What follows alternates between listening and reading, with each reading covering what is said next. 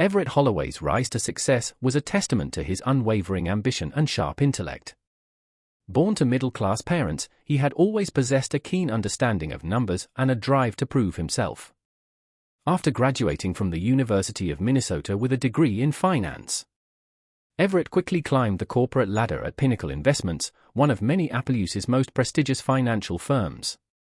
By the age of 35, Everett had become the youngest partner in the firm's history, known for his shrewd investment strategies and ability to close even the most challenging deals.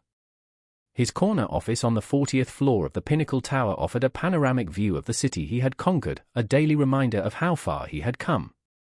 Colleagues described Everett as brilliant, but ruthless, a man who would stop at nothing to achieve his goals. Alana Holloway had once harbored dreams as vivid and colorful as the canvases she loved to paint. The daughter of a renowned art professor at the Minneapolis College of Art and Design, Alana had shown promise as an artist from a young age for abstract paintings with their bold strokes and emotive use of color. Had garnered attention in local galleries during her college years. However, the practical concerns of adult life had slowly eroded her artistic aspirations after marrying Everett at 24. Alana found herself swept up in the world of corporate wives, charity gallows, and country club memberships. Her paint-stained jeans and eclectic studio apartment were replaced by designer dresses and a showcase home in Maple Grove, while she still painted occasionally. Her works now adorned the walls of their home rather than gallery spaces, a constant reminder of the path not taken. To the outside world, the Holloways were the epitome of success. Their annual Christmas parties were the talk of the neighborhood. Everett and Alana moved through social circles with ease, he with his sharp wit and she with her warm smile and effortless charm. They were fixtures at charity events, always ready with a generous donation and a quotable sound bite for the local press. Yet behind closed doors, the cracks in their relationship were becoming increasingly difficult to ignore. Everett's long hours at the office and frequent business trips left Alana feeling isolated and unfulfilled. She yearned for the passion and creativity of her youth. Feelings that seemed increasingly distant in the face of endless social obligations and the pressure to maintain their immaculate image. For his part, Everett found himself growing frustrated with what he perceived as Alana's lack of ambition. He couldn't understand why she wasn't content with the life he had provided, why she still clung to her hobby of painting, when she could be networking with other corporate wives or involving herself in more prestigious charitable causes. Dominic Reeves had always been a man caught between two worlds. Raised in a blue-collar family in North Minneapolis, he had learned the value of hard work from an early age, helping his father with plumbing jobs on weekends and during summer breaks. His natural aptitude for the trade, combined with his father's tutelage, had made him one of the most sought-after plumbers in the Twin Cities by his late 20s, but Dominic possessed another gift.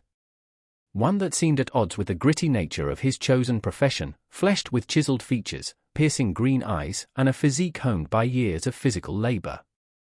Dominic had the looks of a model straight out of a fashion magazine. It was a passing comment from a satisfied customer, the wife of a local talent agent, that led Dominic to explore this other side of himself. Soon Dominic found himself living a double life. By day, he donned work boots and carried a toolbox, expertly navigating the intricacies of pipes and fixtures. By night and on weekends, he slipped into designer clothes and struck poses for cameras. His image gracing local billboards and magazine ads. It was on a sweltering Tuesday in June when Dominic first crossed paths with Alana Holloway. A routine call about a leaky faucet brought him to the house.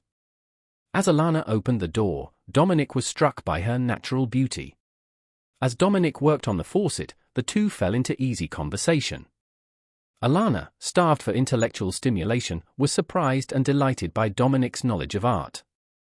He spoke passionately about a recent exhibit he had seen at the Walker Art Center. His eyes lighting up as he described the interplay of light and shadow in the paintings. For the first time in years, Alana felt truly seen and heard. As Dominic packed up his tools, their eyes met, and a spark of connection passed between them. Little did either of them know that this chance encounter would set in motion a series of events that would irrevocably alter the course of their lives. In the weeks following their initial encounter, Alana found herself inventing reasons to call Dominic back to the house: a stubborn clog in the guest bathroom, a mysterious knocking in the pipes, a sudden need to update the fixtures in the powder room. Each issue, no matter how trivial, became an excuse to see the handsome plumber again. Dominic, for his part, was all too happy to oblige. He found himself looking forward to these service calls more than any modeling gig or high-paying plumbing job. Their conversations during these visits grew longer and more personal. Alana confided in Dominic about her abandoned dreams of becoming an artist, while he shared stories of his struggles to balance his two careers and find his place in the world. One afternoon, as Dominic was finishing up some work on the main floor bathroom, Alana invited him to see her art studio, a converted sunroom that Everett had grudgingly allowed her to use for her hobby. As they stood surrounded by her canvases, some finished and others works in progress, Dominic was struck by the raw motion evident in her brushstrokes. Without thinking, he reached out and took her hand, telling her how talented she was and how she shouldn't give up on her dreams. The touch of his hand sent current through Alana's body. Before either of them fully realized what was happening, they were in each other's arms, years of pent-up longing and desire pouring out in a passionate kiss. From that moment, Alana and Dominic's relationship evolved into a full-blown affair. They seized every opportunity to be together.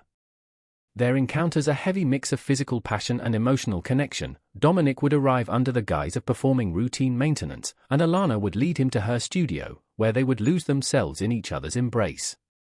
As the weeks turned into months, their relationship deepened. Dominic encouraged Alana to start painting again in earnest, and she found herself rediscovering her love for art. But their happiness was always tinged with the knowledge that what they were doing was wrong. Alana was racked with guilt over betraying Everett, even as she acknowledged to herself that their marriage had been emotionally over for years.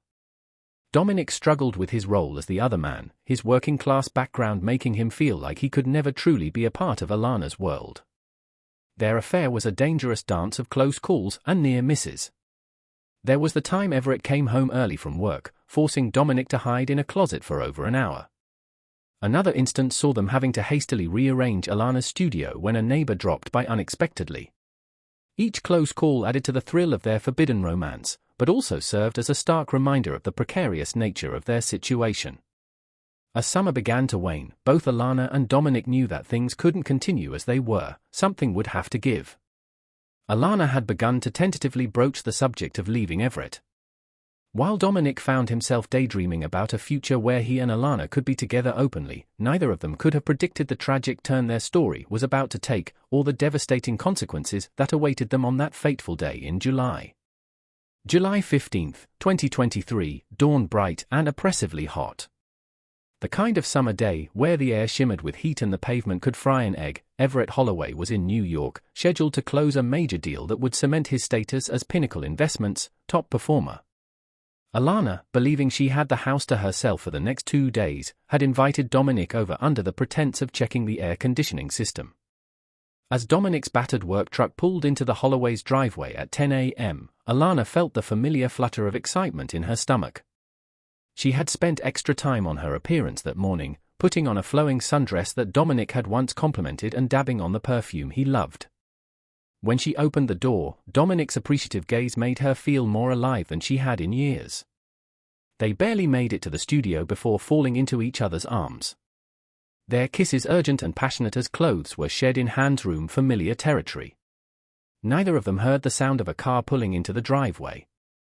Everett Holloway was furious. The New York deal had fallen through at the last minute due to a competitor's unexpected maneuver. Facing the prospect of returning to Minneapolis empty-handed and potentially losing his shot at a promotion, Everett had decided to fly home immediately. His mind racing with ways to salvage the situation as he turned onto the house, his anger simmered, needing only the slightest provocation to boil over. The sight of the plumber's truck in his driveway was that provocation.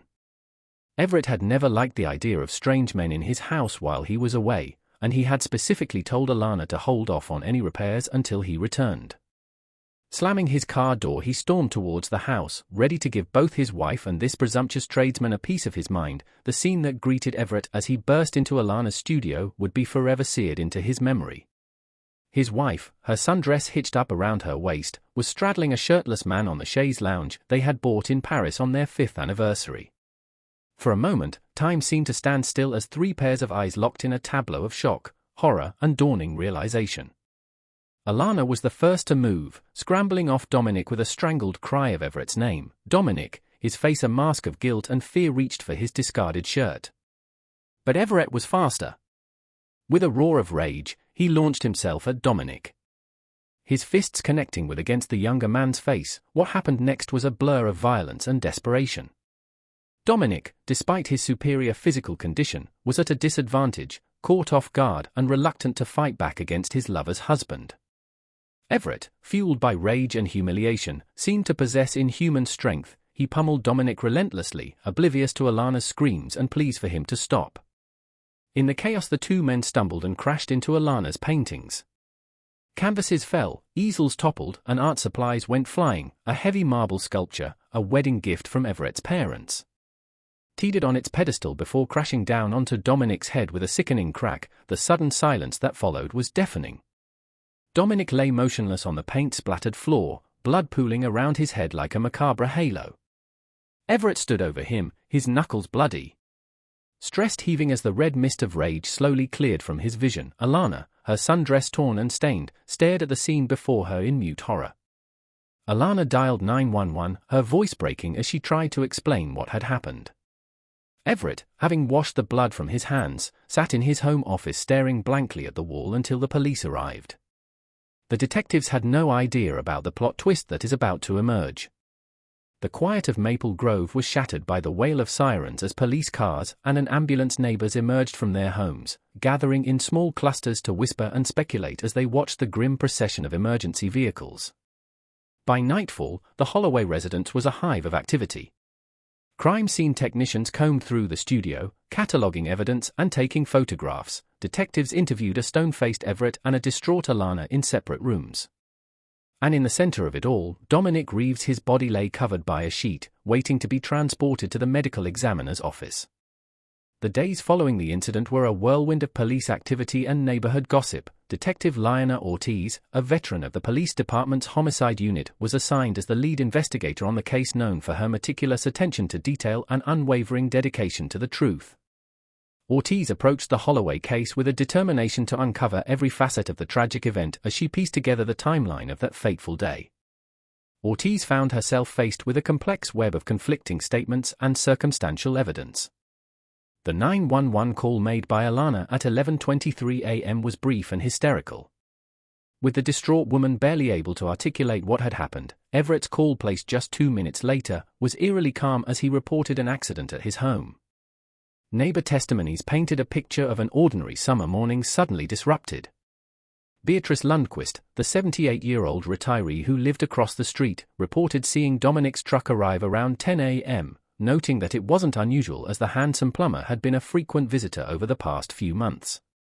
It was Beatrice who also witnessed Everett's unexpected return, remarking on his aggressive driving as he pulled into the driveway. Another neighbor was mowing his lawn when he heard what he described as a commotion coming from the Holloway residence. While he couldn't make out specific words, he recalled hearing a man's angry shouts and a woman's screams. Terrified, he had retreated into his house and debated calling the police before the sirens announced their arrival. The crime scene itself was a study in chaos. The once pristine studio was now a jumble of overturned furniture, shattered art pieces, and splattered paint. Flood spatter analysis indicated a violent struggle, with Dominic's blood found not only around his body but also on several surfaces throughout the room.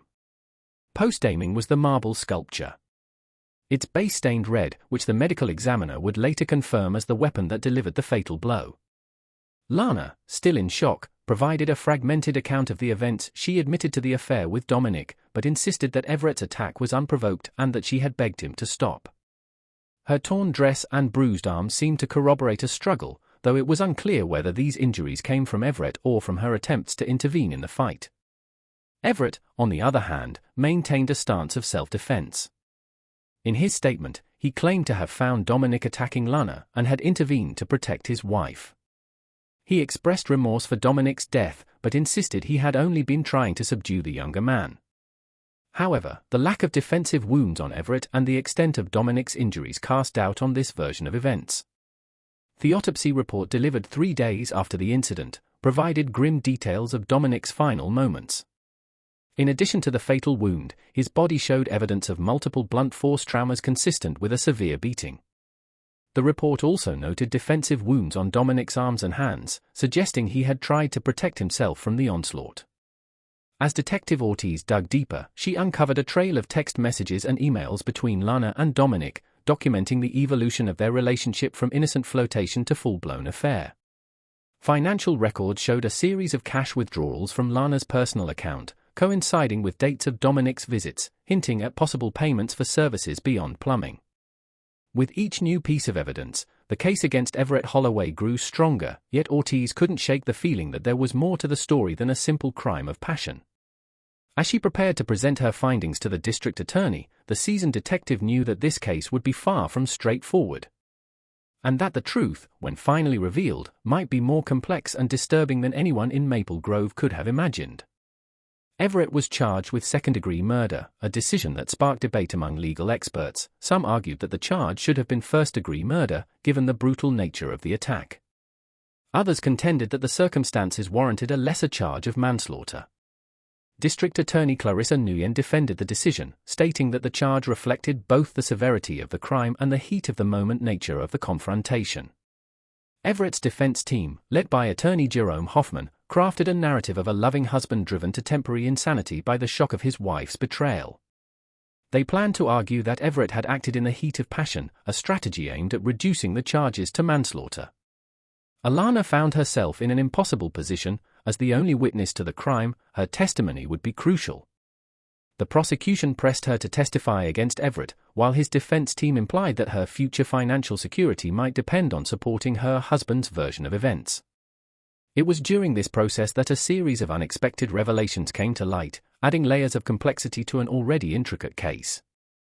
The first bombshell dropped when an anonymous tip led Detective Ortiz to dig into Dominic Reeves' past. What she uncovered was far from the simple story of a working-class plumber moonlighting as a model. Dominic, it turned out, had a juvenile record that had been sealed upon his 18th birthday. With a judge's permission, Ortiz accessed the files and discovered that as a teenager, Dominic had been involved in a sophisticated identity theft ring. He had avoided serious charges by turning state's witness against the ringleaders, but the incident revealed a cunning and potentially manipulative side to the man who had been painted as an innocent victim. Further investigation into Dominic's adult life revealed a pattern of relationships with wealthy, married women across the Twin Cities. Bank records showed regular cash deposits, far exceeding what he could have earned from his plumbing and modeling work. The defense team seized upon this information, beginning to construct a narrative of Dominic as a calculated conman who had targeted Alana as his next mark. What made this discovery even more shocking was the apparent connection to Dominic Reeves. One of the shell companies used in the embezzlement scheme was registered to an address that had once been Dominic's residence. This unexpected link between the victim and the financial crimes of the accused threw both the prosecution and defense into turmoil, raising questions about whether Dominic's presence in the Holloway home had been more than just a romantic entanglement. As news of these discoveries began to leak to the press, the public narrative around the case shifted dramatically. The story of a simple love triangle gone wrong evolved into a complex tale of financial misdeeds, possible blackmail, and long-held secrets. Speculation ran rampant. Had Dominic discovered Everett's embezzlement and been using it to blackmail him? Was Alana somehow involved in the financial scheme? Had Everett's unexpected return home interrupted more than just an affair amidst this whirlwind of new information? Alana Holloway found herself under increased scrutiny. Her initial portrayal as either a victim or a cheating wife was replaced by questions about her potential complicity in her husband's financial crimes. Investigators revisited her background, paying particular attention to her abandoned art career and the timing of her marriage to her. It was an old college friend of Alana's, now an art dealer in Chicago, who provided another piece of the puzzle. She came forward with information about a promising young artist named Alana Prescott, who had abruptly disappeared from the art scene a decade ago. Right around the time Alana had married Everett, the dealer produced a catalog from a student exhibition featuring Alana's work, abstract paintings that bore a striking resemblance to several pieces found in Everett's office at Pinnacle Investments. This led to a startling theory. Had Alana's art been used as a vehicle for money laundering, the large sums paid for her paintings could have provided a perfect cover for cleaning the embezzled funds. If true, it would mean that Alana's abandonment of her art career might not have been about sacrificing her dreams for marriage, but a calculated move to protect a criminal enterprise. As these revelations came to light, the strategies of both the prosecution and defense had to be drastically revised. What had once seemed like a straightforward if tragic case of passion and violence had transformed into a complex web of deceit, financial crime, and potential conspiracy. In the eye of this storm, Everett Holloway maintained his stoic demeanor, revealing nothing. Alana, on the other hand, became increasingly agitated. The composed facade crumbling under the weight of the accusations and insinuations, and hovering over it all was the specter of Dominic Reeves, the charismatic plumber whose death had set this entire chain of events in motion, and whose true role in the Holloway saga remained shrouded in mystery. As the trial approached, one thing became clear: the truth, when finally revealed in the courtroom, would be far stranger and more shocking than anyone could have imagined. The trial of Everett Holloway began on a crisp autumn morning. The courthouse steps crowded with reporters and curious onlookers.